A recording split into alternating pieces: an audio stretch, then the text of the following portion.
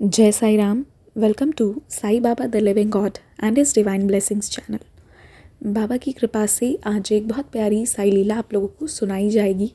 अगर आप लोगों के भी कोई अनुभव हो तो आप ज़रूर शेयर कर सकते हैं। ईमेल आईडी का डिटेल्स आपको डिस्क्रिप्शन में मिल जाएगा। आप चाहें तो ग्लोबल महापारायण में ऐड हो सकते हैं। महापारायण में ऐड होने के लिए व्हाट्सएप का ग्रुप लिंक भी प्रोवाइडेड है, डिस्क्रिप्शन में आप चेक कर सकते हैं। को सुनाना चाहती हूँ। ये एक्सपीरियंस एक साई डिवोटी का है, जो कि बताती हैं कि कैसे साई सच्चरित्र पढ़ने से उन्हें बाबा ने बार बार दर्शन दिए और अपने होने का एहसास कराए।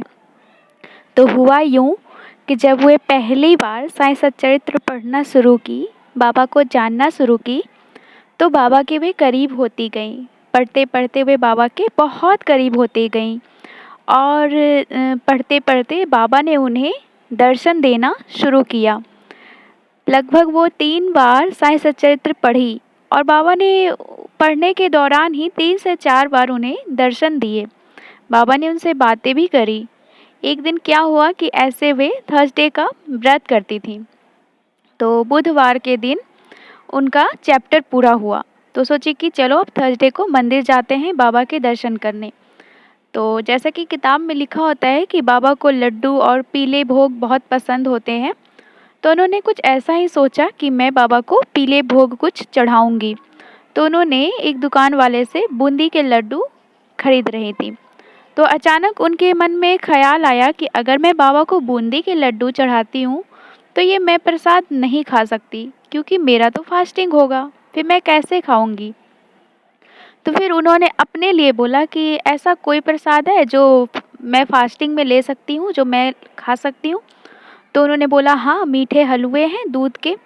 तो फिर वे सोची नहीं, बाबा को जो पसंद है मैं वही चढ़ाऊँगी। तो उन्होंने बूंदी के लड्डू ले लिए और बाबा के पास गई मंदिर, और बाबा को उन्होंने भेंट किया, बाबा को चढ़ाया। लेकिन फिर वे सोच रही थी कि मैंने बाबा को तो चढ़ा दिया, पर मैं खा नहीं पाऊँगी खुद प्रसाद।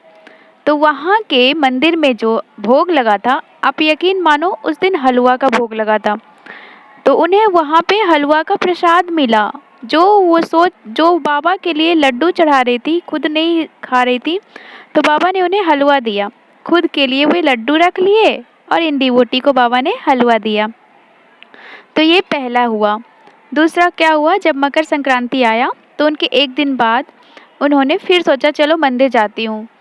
तो नहीं, पहले मकर संक्रांति के दिन इन्होंने मंदिर गया, तो उस दिन बाबा को प्रसाद चढ़ाया, पूजा किया, बहुत अच्छे से पूजा करी, और फिर उस दिन फूल लेके गई बाबा को फूल चढ़ाने के लिए। तो उन्होंने देखा कि बाबा बहुत बड़े से माला पहने हुए, तो उनका मन हुआ कि बाबा को मैं भी माला चढ़ाती, मैंने फूल खरीद के ले आया। फिर वे सोची, फिर तो उस दिन उन्होंने माला नहीं चढ़ा सका। फिर वे नेक्स्ट दिन उन्हें मंदिर जाना पड़ा था। तो अगले दिन जब वो मंदिर गई तो उनके पास 50 रुपये थे। तो उन्होंने फूल वाले भैया को 50 रुपये दिए और बदले में उन्हें एक बड़ा सा माला मिल गया, क्योंकि ये माला बाबा को ही चाहिए था। तो बहुत बड़ा सा माला मिल गया।